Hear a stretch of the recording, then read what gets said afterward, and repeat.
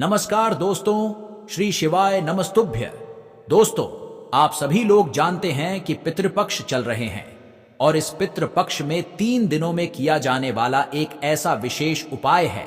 आज की वीडियो में हम आपको बताने वाले हैं जिस उपाय को अगर आप लोग करते हैं तो आपके घर से हर तरह की दुख और परेशानी दूर भागेगी। किस तरह की दुख और परेशानी? जैसे कि आपके घर में पैसा नहीं आता है, आप करोड़पति नहीं बन पा रहे हैं, या आपके घर में पैसा 1 रुपये आता है, खर्च 10 रुपये हो जाता है, या तो छोटी छोटी बातों पर भी आपके घर में बहुत ज्यादा लड़ाई झगड़ा हो रहा, या आपका कोई दुकान है, व्यापार है, उसमें आपको सफलता नहीं मिल पा रही है, आपके घर का कोई बच्चा या बच्ची परीक्षा में पास नहीं हो पा रहा है, इंटरव्यू नहीं दे पा रहा, उसकी नौकरी नहीं लग पा रही है, तो आप लोगों को यह 3 दिन वाला उपाय जरूर करना चाहिए, क्योंकि इसी पितृपक्ष के 3 दिन का है। और यह उपाय अगर आप लोग सोमवार से शुरू करके सोमवार, मंगलवार और बुधवार को करेंगे तो निश्चित ही आपके घर से यह सारी दुख और परेशानियां दूर चली जाएगी। अब इस उपाय में क्या करना है, कैसे करना है, यह आपको समझने के लिए वीडियो को पूरा जरूर देखना पड़ेगा। दोस्तों, यह उपाय अगर आप लोग करते हैं तो आपके ऊपर जो पितृदोष लगा हुआ है वह पितृदोष भी दूर होगा। एक बार करके जरूर देखिएगा। चलिए दोस्तों, बात करते हैं इस उपाय के बारे में। देखिए, इस उपाय को करने के लिए आपका जो समय रहेगा वह प्रातः काल सुबह सुबह है ना। और इस उपाय को करने के लिए सबसे पहले आपको एक खाली कटोरी लेनी होगी। क्या लेनी होगी? एक खाली कटोरी लेनी होगी। उस खाली कटोरी के अंदर आपको चावल भरने होंगे। चावल कितने भरने होंगे? बिल्कुल फुल कटोरी चावल लेना, मतलब पूरे पूरे चावल भरने होंगे। तो एक कटोरी के अंदर पूरे चावल भर लेना। चावल भरने के बाद इस कटोरी के ऊपर आपको 2 चीजें रखनी है। एक कटोरी आपने चावल की 2 फूल भर ले। इसी चावल की कटोरी के ऊपर आपको 2 चीजें रखनी है जो हम आपको बता दे। देखिए, पहली तो चीज है बेलपत्री। बेलपत्री वह जो भगवान शिवजी पर समर्पित होती है। तो एक बेलपत्री लेकर आना। उस बेलपत्री को उसी चावल की कटोरी के ऊपर रख देना है। उसके बाद में दूसरी जो चीज है वह है दूर्वा, मतलब जो भगवान गणेश जी को समर्पित होती है। तो आपको थोड़ी सी दूर्वा लेकर आपको उसी चावल की कटोरी के ऊपर रख देना है। कि आप थोड़ी सी कहने का मतलब है कि 1 2 3 4 जो मतलब जो दूर्वा के कोट होते हैं वह आपको ले सकते हैं। ज्यादा भी लोगे तो कोई दिक्कत नहीं है, ठीक है। तो एक बेलपत्र और एक दूर्वा आपको अपनी उस चावल की कटोरी के ऊपर रख लेना है, ठीक है। अब रखने के बाद क्या करना है वह आप लोग सुनो। देखो, इस उपाय को विशेष रूप से माताओं बहनों को करना है। अगर किसी कारण से माताएं बहनें नहीं कर पा रही तो घर का कोई और मुख्य सदस्य इस उपाय को कर सकता है, ठीक है। उपाय थोड़ा ध्यान में रखने वाला है, थोड़ा अच्छे से करने वाला है, क्योंकि तभी आपको इस उपाय को करने का फल मिलेगा। तो यहाँ पर आपको यह बात समझ आ गई कि आपने चावल की कटोरी के ऊपर एक बेलपत्री और कुछ दूर्वा जो है रख दिए हैं। दूर्वा रखने के बाद अब आपको यह चावल की कटोरी को लेकर जाना है अपने घर के रसोई घर में। अब देखिए, जब आप इस उपाय को कर रहे हो तो स्नान जरूर कर लीजिएगा। कोई भी उपाय अगर आप इस पितृपक्ष में कर रहे हैं तो स्नान करके शुद्ध वस्त्र पहन कर ही करिएगा, क्योंकि उपाय सारे आपके पितृ दोष के लिए होते हैं, पितृपक्ष में होते हैं, तो आपको ऐसे ही करने होंगे। तो इस कटोरी को तैयार करके आप अपने घर के रसोई घर में पहुंच जाइए। कहां पर? आप अपने घर के रसोई घर में पहुंच जाएगा। रसोई घर में भी एक ऐसा स्थान है जहां पर आपके पितरों का वास रहता है। आप सभी लोग जानते होंगे जो कि है आपके परिंदा, मतलब पीने का पानी वाला जो स्थान होता है वह आपके पितरों का स्थान होता है। तो उसी स्थान पर आपको जाना है जहां पर आपके घर में पीने का पानी का स्थान है। अब देखिए, बहुत सारे घर के लोगों के मतलब जो किचन होती है या रसोई घर जो होता है उसमें से परिंदी को हटा दिया गया है और आरओ वगैरह जो चीज होती हैं वह लगा दी। कहीं पर आपको ऐसा नहीं करना है। एक मटका आपके घर में जरूर होना चाहिए। ऐसा स्थान आपके घर के रसोई घर में जहां से आप पीने का पानी लेते हो, ठीक है। तो ऐसा स्थान आप जरूर बनाकर रखिएगा। या तो एक मटका अपने पितरों के लिए या जहां से आप पीने का पानी भरते हैं, वहां पर जरूर रखिएगा।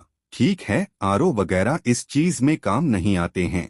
तो आपके घर के रसोई घर में जहां पर वह पीने का पानी वाला स्थान हो वहां पर आपको जाना है। वहां पर पीने पानी वाले स्थान पर आप पीने के पानी वाले स्थान पर कहीं पर भी एक अच्छी सी जगह देखना, वहीं पर जहां पर मतलब ज्यादा आपके हाथ न जाते हो, क्योंकि यह उपाय 3 दिन तक चलने वाला है। तो यह कटोरी भी आपकी 3 दिन तक बाहर पर रखी रहेगी। इस वजह से आप कह रहे हैं हम तो आपको यह 3 एक कटोरी रहेगी या आपको उसी स्थान पर रखना है जहां पर आपके पीने का पानी वाला स्थान है, मतलब बिल्कुल ऊपर ही नहीं रखना है। उसके साइड में बर्फ में जहां पर आपको अच्छी जगह मिल जाए वहां पर रख देना है। आपने इस कटोरी को रखा। अब इस कटोरी को रखने के बाद आपको क्या करना है वह आप लोग सुनो। देखो, इस कटोरी को हम आपको बता देते हैं। 3 दिनों तक आपको रखना है। किसी भी तरह का इससे कर रहा 2-3 दिन मान लेना। उदाहरण के लिए सोमवार से मान लो, सोमवार से शुरू करोगे प्रातःकाल सुबह सुबह से तो सोमवार का दिन हो जाएगा, मंगलवार का दिन हो जाएगा और बुधवार का दिन हो जाएगा, है ना। तो 3 दिन का इस प्रकार से कुल मिलाकर उपाय है।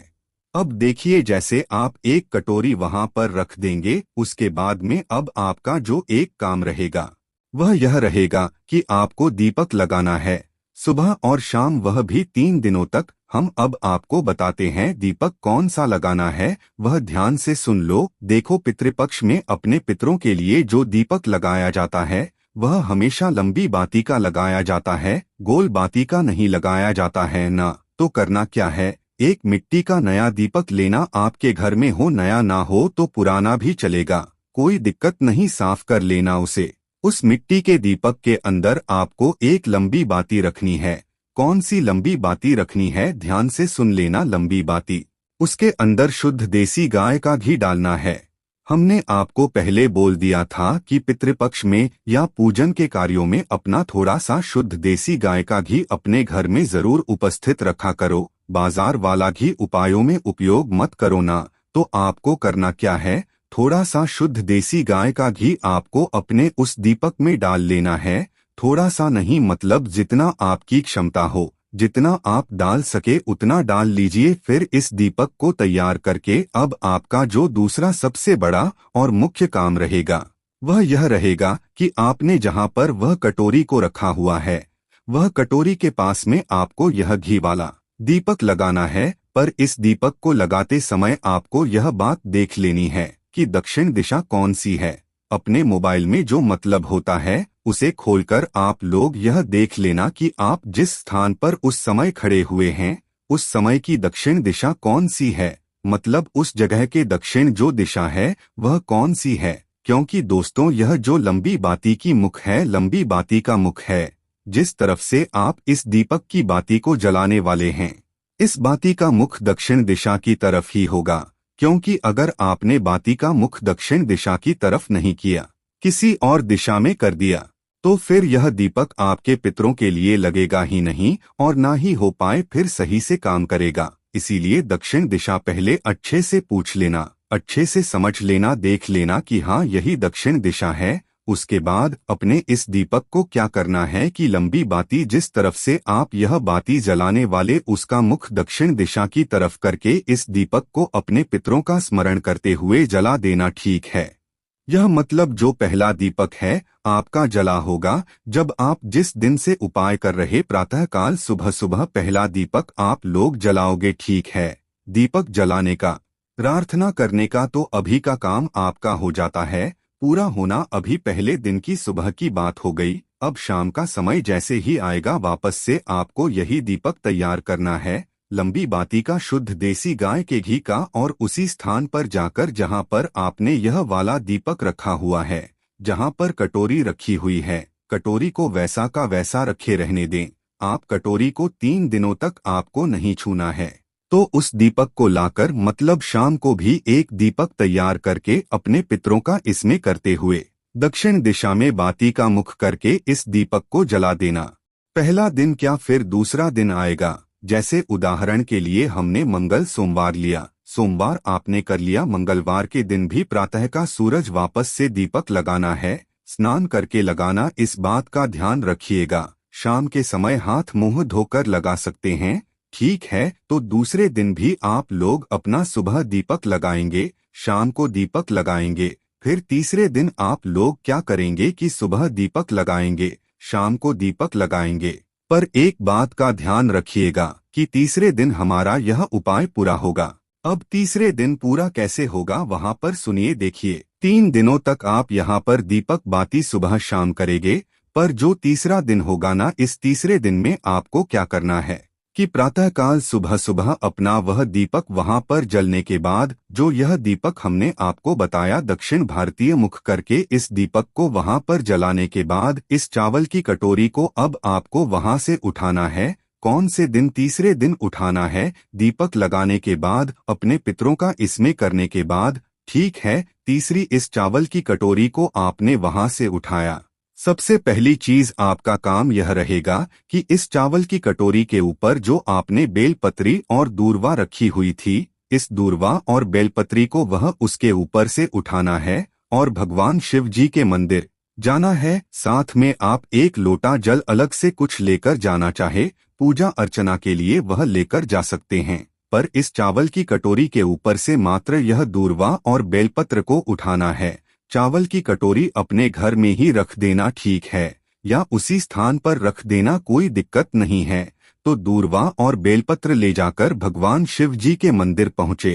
पहले अपनी पूजा अर्चना कर लेना, उसके बाद में यह दूर्वा और यह बेलपत्र भगवान शिव जी की शिवलिंग के ऊपर आपको समर्पित कर देना। कहाँ पर? भगवान शिव जी के शिवलिंग के ऊपर आपको यह दूर्वा और बेलपत्र को समर्पित कर देना है। इसके बाद में दोस्तों आप दर्शन करके यह दूर्वा और बेलपत्र भगवान शिव जी की शिवलिंग के ऊपर अपने पितरों का सम्मान करते हुए और भगवान शिव जी का नाम लेते हुए चढ़ाकर आएंगे। अब घर आने के बाद अब आपने दूर्वा और बेलपत्र तो चढ़ा दी, अब एक चावल की कटोरी के अंदर चावल के दाने बचे हुए, इन चावल के दोनों को क्या करना है वो आपको ध्यान से सुनो। देखो, आपके घर में अगर कोई मतलब आंगन वगैरह है या गार्डन वगैरह है जहाँ पर मतलब पक्षी आते हैं दाना चुगने के लिए, या कोई और ऐसा स्थान है जहां पर आपने देखा है कि हाँ यहाँ पर पक्षी जो है दाना चुगने के लिए आते, चिड़िया आती है, पक्षी आते हैं, तो आपको क्या करना है,